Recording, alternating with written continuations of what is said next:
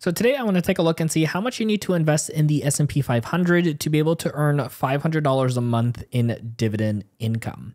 Now we're going to use VOO as our kind of baseline here. Obviously, depending on which funds you're using, it might all be just a tiny bit different, but we're going to use this as our S&P 500 index to kind of go base off of. Now, obviously you can see the price point is 560, and we're going to be grabbing some of this data point stuff here, such as our yield and, how much we're going to want to have this all grow based off of its average dividend income, or increases, I should say, actually. So what we want to do is go onto this calculator over here, thanks to dividendathlete.com.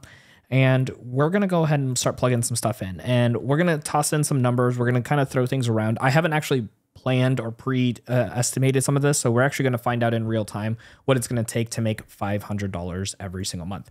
Now, the S&P 500 index fund here pays out every quarter, which of course is going to be $1,500 every 3 months, so to speak, right? So we're gonna kind of go from here as that like baseline. So just something to keep in mind when we're going through this. And what we want to first and foremost start off with is, like I said, the price point that we're going to have as the principal is going to be 10,000. That's what we're going to start off with. And our annual dividend yield, actually, let's start with 1,000, not 10,000. I want to be more realistic here for anybody that wants to be getting started with this. We're going to start with 1,000. Now, the annual dividend yield, when I get back over here onto Seeking Alpha, we're going to see that the yield is 1.2%, right? So 1.2% on that dividend yield.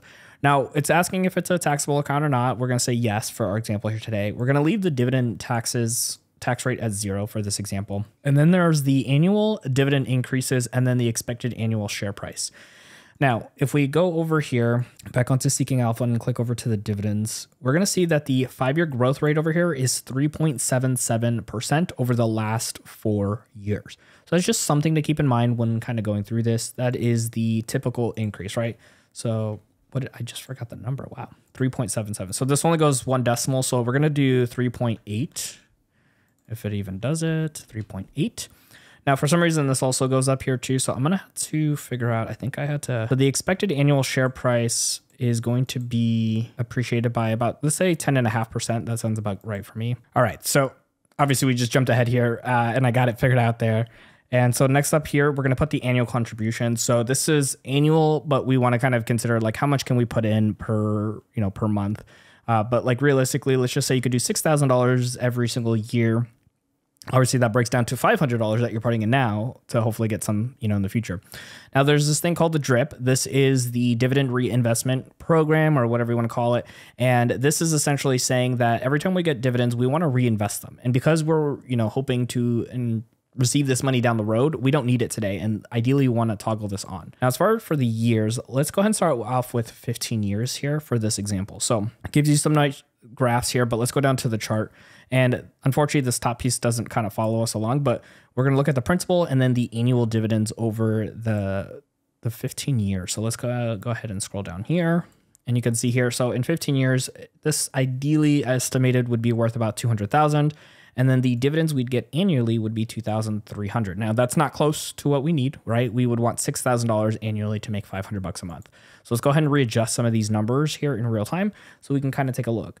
Now let's first and foremost say we can jump this up to 20 years and let's see how this plays out. All right, so before we continue on, if you are somebody who wants to get started with investing into dividends and are curious which platform to utilize, I'm currently using M1 Finance. This is where I house my investing right now. And you can see I started off with $100 into this account, and it's one of my favorites. And part of that reason is because you can reinvest your dividends automatically, and you can set yourself up to have your portfolio look any way you want based off of your preferences. And it's really for somebody who wants to kind of keep it a little bit out of mind, and out of sight and out of mind, I should say. And honestly, just having their dividends work for them for the long term. So if you want to check out M1 Finance, which is what I use, check out the link in the show notes down below for you so you can go ahead and get started. That does help us out as well, so I can continue to make more content just like this. So we're going to go down to 20 years, and we're going to see that in an additional 5 years, keeping everything else the same, this would be worth $376,000, and we'd get about $4,500 annually. So we're getting close. And instead of increasing the amount of years at this point, let's go ahead and increase the amount that we're putting in annually. So let's say we can put in $10,000 a year into our investments here, right? And that might overshoot it by quite a bit. Yeah, that definitely overshoots it. So let's get closer to 8,000. Let's see if this gets us to our number. Oh man, look at that. Almost right on.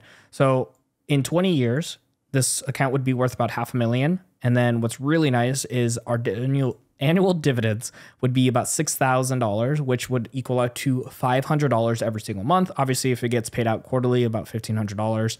And you can see here that your yield on cost right there would be about 4%, which is kind of the aim that we would want to have, right, for getting to this point. Obviously, the longer you continue to hold on, the more impactful this is going to be for you. And I want to show you another thing here as well, too. If you do not use the DRIP program, right, so a lot of websites and accounts like we talked about with M1 Finance, if you want to check them out, they have the DRIP already in there for you. If you hit no, look how big of a difference this is going to be. You would only have, and I say only, but you would have 438,000 and you would have 5,284. So if you were pulling those dividends every single month outside of your account and not reinvesting, you could see that there is a pretty impactful difference in this account for not letting those dividends get reinvested into your account. Now, like I mentioned earlier, I will have a link for M1 Finance in the show notes down below for you, so you can go ahead and check them out to get started with your dividend investing journey. And after that, you're going to have another video over here on screen, so you can keep on watching my journey when it comes to investing in dividends.